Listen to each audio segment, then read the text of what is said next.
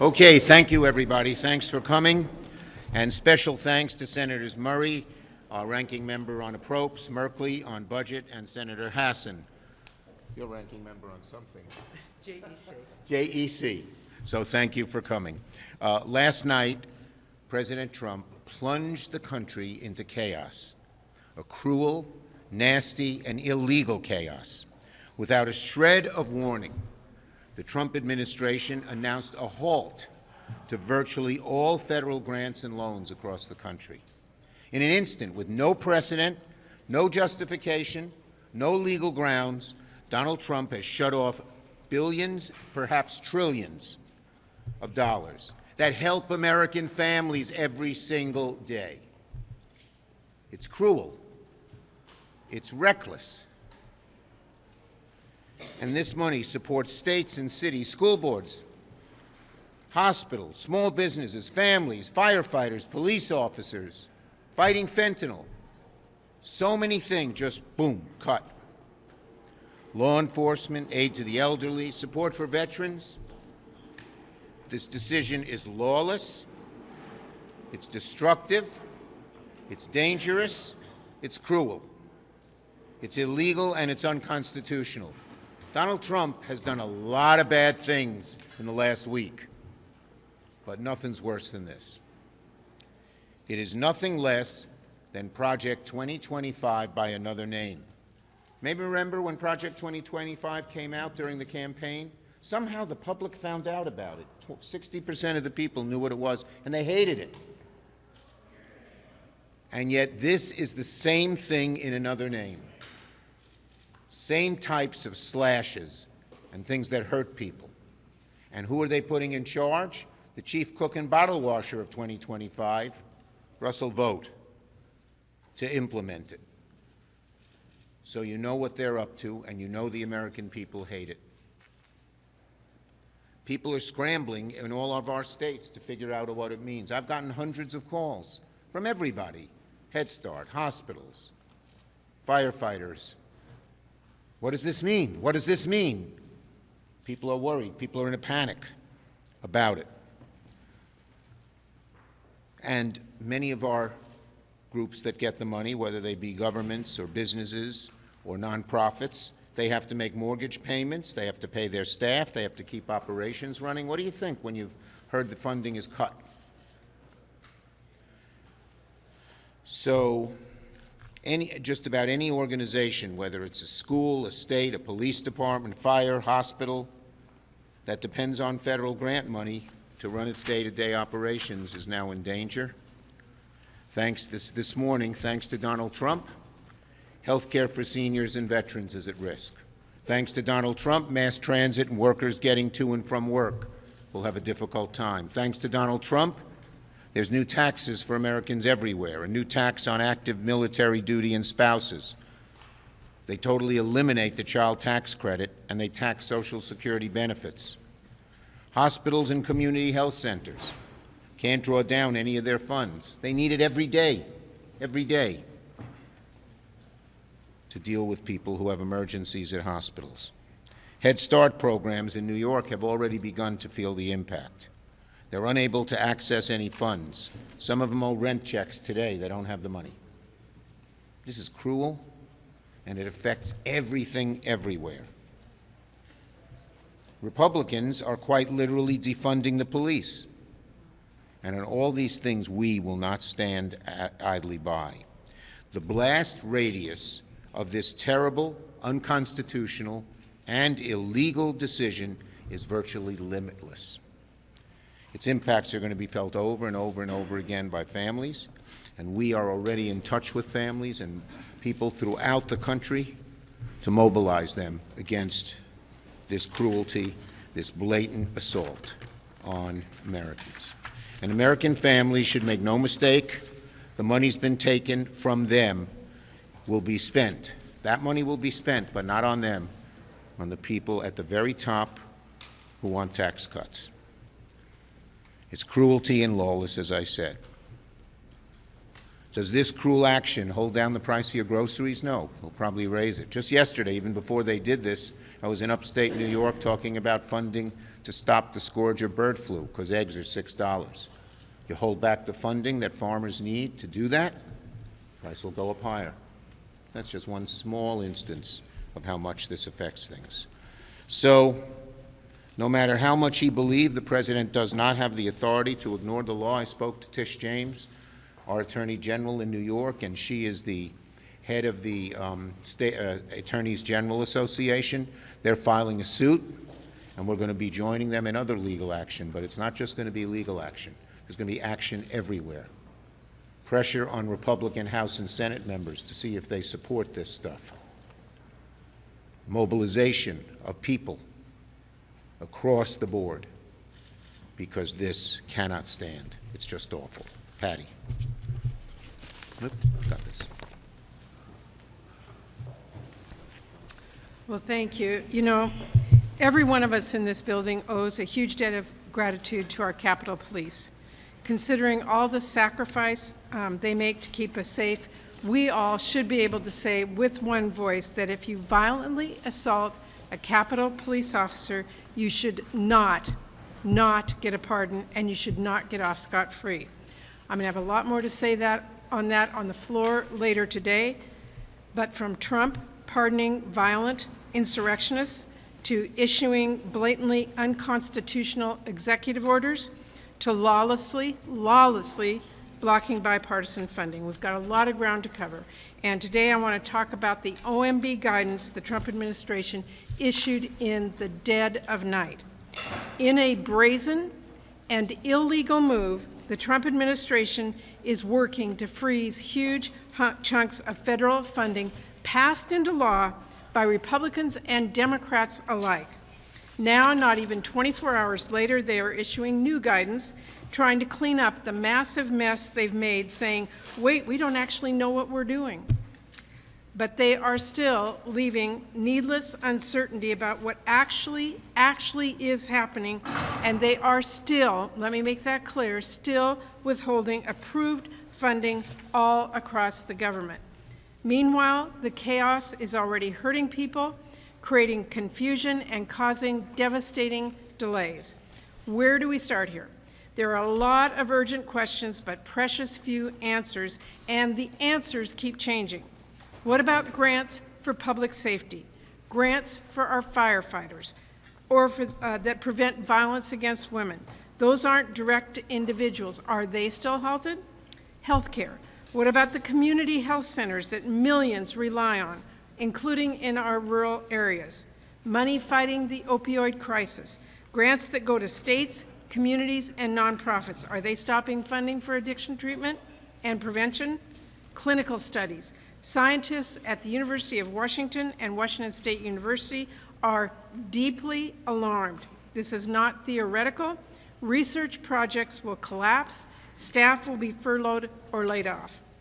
Tribes in my state are deeply alarmed that they will see severe cuts across healthcare, education, law enforcement, housing, practically every aspect of daily life on Indian land. And of course, what about disaster relief that could be derailed? In eastern Washington, in my home state, $44 million to help Spokane County rebuild after wildfires.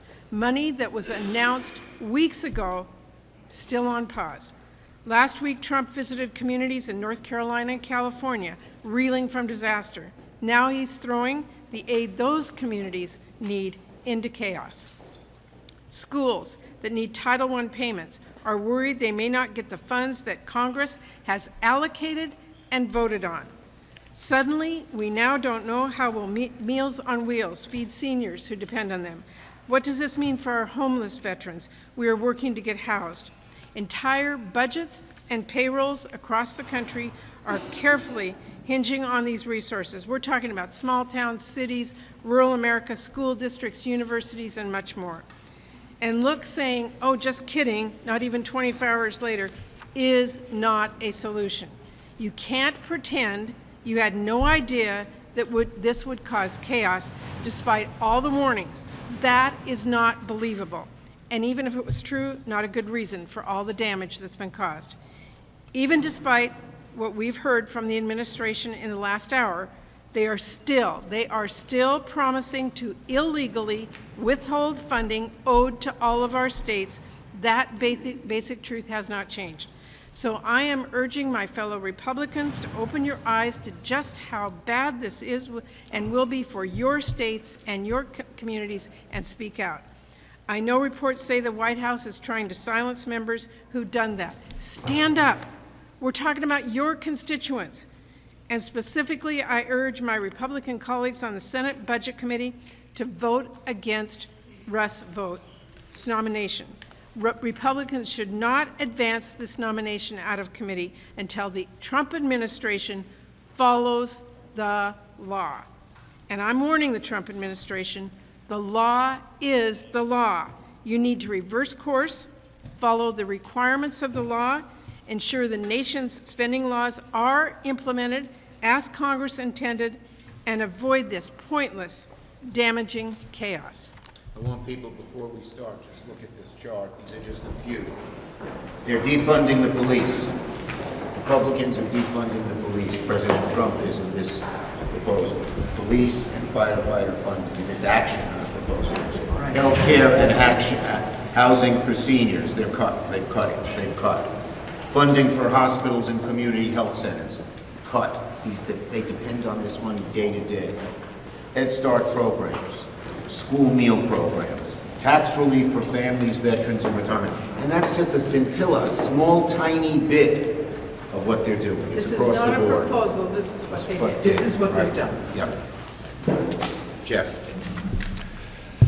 We are in the midst of a sweeping authoritarian power grab that has never been witnessed in the lifetime of anyone standing here right now. The Inspector Generals being fired. Memos going out telling government workers to spy on government workers to see if anyone is overly sympathetic to the idea of diversity. And now we have Trump saying, I'm going to steal the power of the purse allocated in the Constitution to the House and Senate, to Congress, and I'm going to take it for myself. I don't care what's been authorized or obligated in contracts. I'm going to decide what funds get spent and which ones don't. That is a constitutional crisis. Now, the architect of this sweeping authoritarian power grab is Russell Vogt. He is very experienced.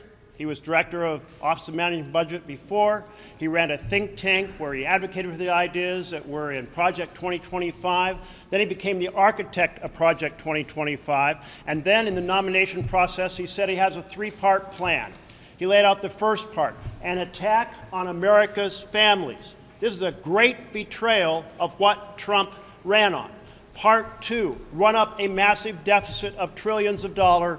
Part three, give massive tax breaks to the richest people in America. Well, last night, part one, the attack on American families, went into full gear. And that's what we're facing right now. So, we, the Senate Democrats, are standing in the way of this sweeping power grab and saying no. Saying it is not acceptable, saying it cannot be business as usual. We are calling upon our Republican colleagues to join us, because this isn't D's versus ours, this is not blue versus red, this is an imperial authoritarian president attacking the powers of Congress allocated in the Constitution of the United States of America. Now, this power that architect of this sweeping imperial authoritarian takeover, Russell Vogt, he says he doesn't care. He doesn't care that we had the 1974 Impoundment Control Act. He doesn't care that the Supreme Court found it unconstitutional. He said the president disagrees that it's unconstitutional for the president to grab the power of the purse, and that he agrees with the president and that he's going to do it. Well, last night we found out he is doing it, and that's why he has become the most dangerous man, and we must stand together to make sure that this sweeping authoritarian effort is stopped, from the firing of the IGs to government workers being called to spy on each other and then fired, to this grab of the power of the purse. Senator Hassan. Well, thanks, everybody, for being here. Look, America has endured for almost 250 years as the world's greatest democracy and greatest nation because we believe that no one is above the law. Because up until now, our leaders have never confused themselves with kings. But President Trump has been relentlessly attacking those principles of our free government since the moment he finished his inaugural address. The president began by pardoning violent criminals who assaulted police officers and tried to overthrow our free and fair election. And then late Friday night, President Trump illegally attempted to fire at least 17 inspectors general, which, if successful, will make our government less efficient. It means that the government will waste more taxpayer money. And the absence of inspector generals also will allow big corporations to rip off the American people, especially through some of the government contracts that they hold.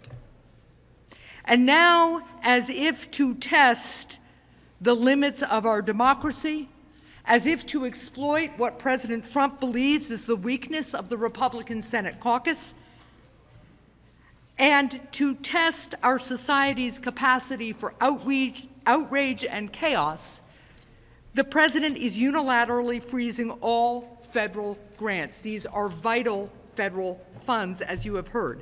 This act is illegal. The president is required to spend the money appropriated by Congress. The Supreme Court has ruled that the Impoundment Control Act, which prevents a president from unilaterally holding back funds, the Supreme Court has ruled that that is constitutional. Equally as important, and perhaps more important, is that this action will hurt people all across the country. President Trump's order defunds police departments even as law enforcement officers are trying to keep us safe. It imperils disaster relief as fires rage. It halts cancer research as we strive for cures. And it shuts down shelters for homeless veterans in the cold of winter. The White House claims, or tried to claim, that Medicaid isn't impacted, but let's be clear, we are hearing from Medicaid offices all across the country that they are right now locked out of the critical Medicaid computer portal that allows them to draw down funds. They are locked out of these federal reimbursement systems, which in practice means that federal funds can be halted or rejected. New Hampshire law enforcement agencies have told my office that the freeze of federal funding may force them to rescind job offers, meaning fewer cops on the streets.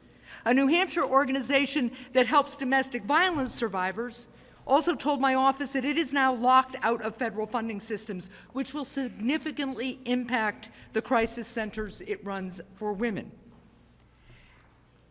These are concerted and insidious actions. Senator Merkley talked about Russ Vought. Russ Vought is the ultimate Washington insider, and he was hired by Donald Trump, and he faces our confirmation vote. He was hired by Donald Trump to do this work, using his insider knowledge in a way that will hurt millions of people, small businesses across our country, and send shockwaves through our economy.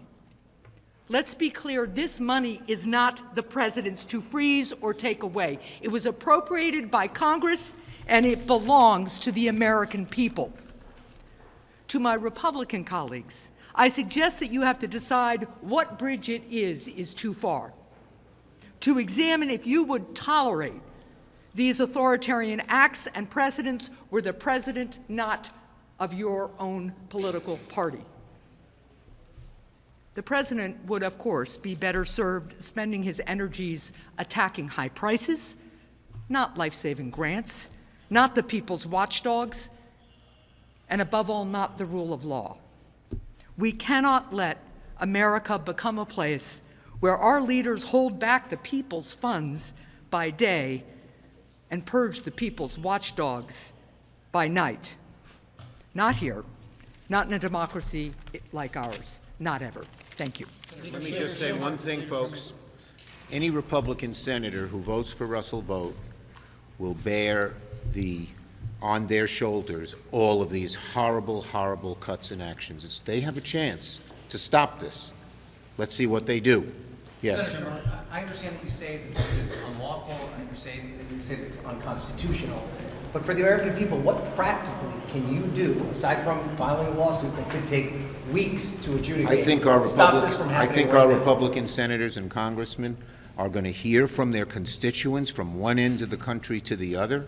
They're going to hear from police departments and schools and cancer research clinics and fire departments and police officers. Everyone is really upset about this, and we're going to continue to put heat on them so that they will not vote for Vogt.